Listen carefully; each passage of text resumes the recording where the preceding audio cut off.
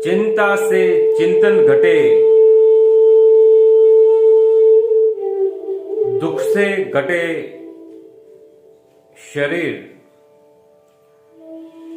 लोभ से धन घटे, कह गए दास कबीर।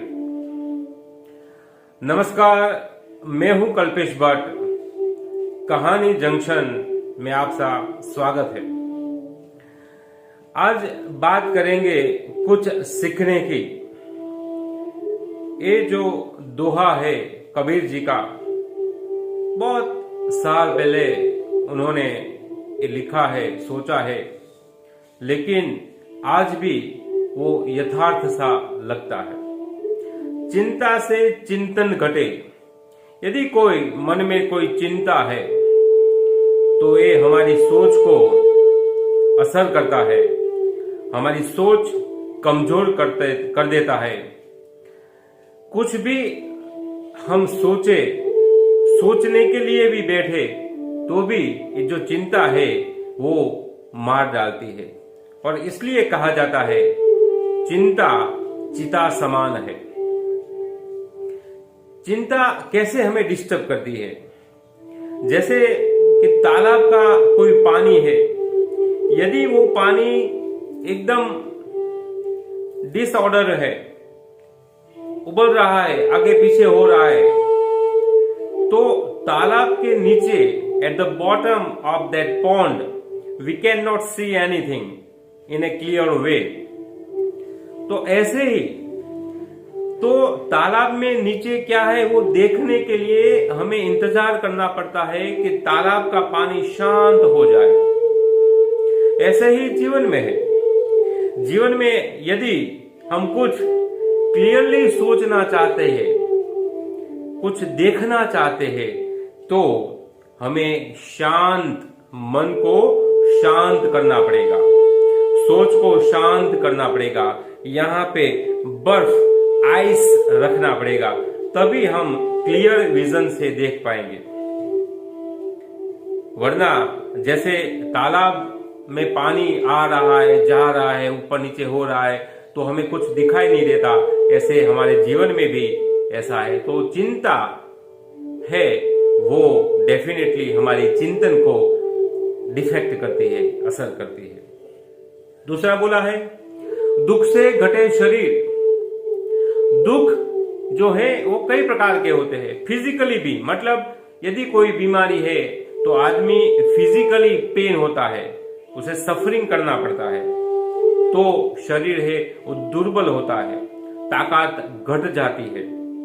तो इसके लिए भी कोई भी दुख हो, फिजिकली हो, मेंटली हो, मानसिक, वो भी दुख होता है, वो भी पेन करता है। मानसिक दुख मतलब कि यदि आप कोई व्यापार में है, उसमें कुछ नुकसान हो गया तो आप डिस्टर्ब होंगे। ऑफिस में है, कोई टारगेट दिया है तो भी आप मन से दुखी होंगे।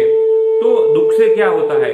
शरीर कमजोर होता है, हमारी सोचने की जो ताकत है वो कमजोर होता है, शरीर भी दुर्बल हो जाता है। तो दुख है तो दुख का सामना कैसे करें? सोचे, पहला सोच पॉजिटिव करो, दुख हल्का हो जाएगा। प्री प्लान करो, दुख को कमजोर करने के लिए, शरीर को नहीं, प्री प्लान। कोई मीटिंग है तो मीटिंग के पहले प्री मीटिंग करें। घर में मीन्स घर की सोसाइटी जो वहां पे है, वहां पे कोई मीटिंग है, ऑफिस में है, कॉर्पोरेट हाउस में है, जो मेन मीटिंग है उसके पहले 3-4 लोगों से प्री मीटिंग कर लो कि ये हमारा एजेंडा है। तो आपका जो है टेंशन वो कम हो जाएगा। क्योंकि डेफिनेटली सीधे सीधा आप जाओगे कोई भी मीटिंग में तो वहां पे भी 3-4 तोते तो होंगे जो काव काव काव करते रहेंगे। और आखिर में कबीर जी ने बताया है लोभ से धन घटे। जिंदगी जो कुदरत ने दी है, ईश्वर ने दी है, और जिस परिस्थिति में उन्होंने हमको रखा है, जो भी आपकी परिस्थिति है उसको एक्सेप्ट करें और लोभी मत बने। यथाशक्ति जो भी आपसे अच्छे कार्य हो रहे हैं वो अच्छा कार्य करे। चाहे वो किसी गरीब की मदद करनी हो, कोई स्टूडेंट है उसको विद्या दान करना है या कोई धार्मिक कार्य करवाना है। लेकिन लोभ में, क्योंकि यहाँ पे क्या होता है, कर कसर के नाम पे सब लोग लोभ करने लगते हैं, और जब लोभ करते हैं तो चले जाते हैं सब। स्कैम हमने बहुत बड़े न्यूज़पेपर में, टीवी में देखते हैं, बड़े बड़े स्कैम होते हैं। क्यों होते हैं? लोभ के कारण। मन जो है वो तृप्त नहीं होता है, लाओ लाओ लाओ। तो आदमी को कहां पे स्टॉप होना है, कहां पे अटकना है, कहां पे रुकना है, यदि वो सीख जाए तो लोभ उसके पास नहीं रहेगा। वरना एक स्कैम, दूसरा स्कैम, तीसरा स्कैम आते रहेंगे।